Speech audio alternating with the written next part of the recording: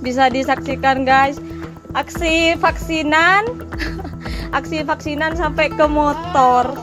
Viral di media sosial, video seorang perempuan di Kabupaten Jember, Jawa Timur, adu mulut dengan petugas vaksin.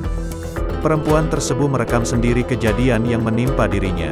Bisa disaksikan, guys aksi vaksinan sampai ke motor.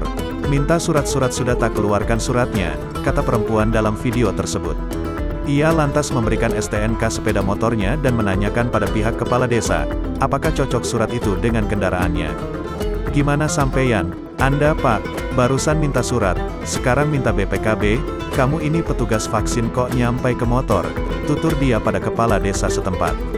Kemudian perempuan itu berbicara dengan seorang polisi yang berusaha menenangkan.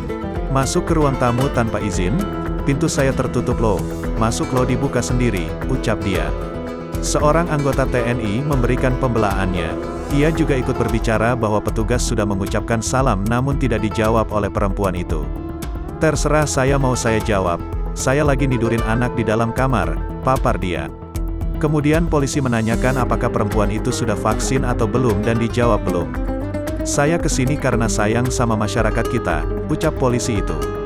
Sayang dalam bentuk apa?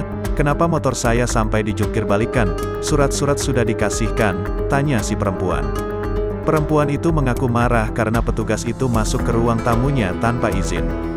Masuk dari dapur loh, Pak, imbuhnya.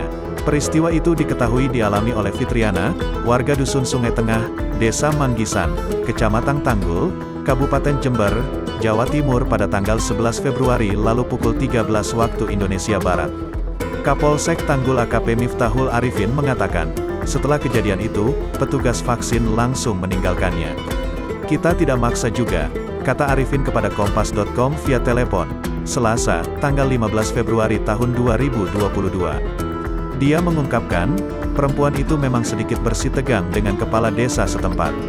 Makanya saya ajak ngomong tambah jadi, memanas, padahal berusaha mendinginkan, ucap dia.